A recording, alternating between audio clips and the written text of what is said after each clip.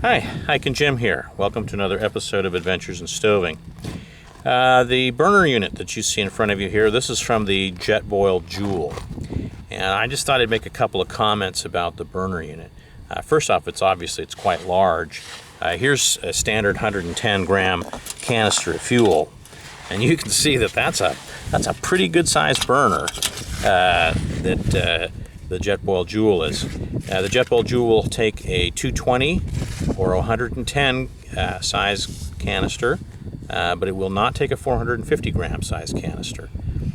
That's just a limitation the stove has. Now, one of the things I wanted to make a comment on is down here on the bottom, you can see the regulator unit. And the regulator unit sticks out. And if I put my finger, see right here, you can see it sticking out.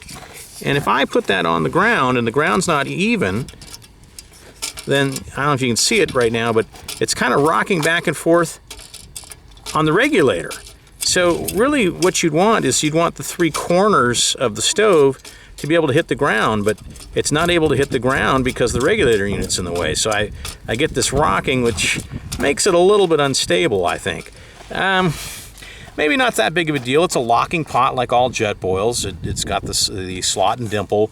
You put the dimples into the slots, rotate the pot, and it locks into the burner. So maybe it's not a big deal, but I would have liked to have seen that regulator unit be recessed up into the body of the stove so that it doesn't stick out below the base of the stove and contact the ground. On uneven surfaces, you'd have a more stable setup if that regulator were recessed rather than protruding. Okay, there's my opinion. That's the Jetboil Joule. I'm Ike and Jim. Thanks for joining me on another episode of Adventures in Stoving.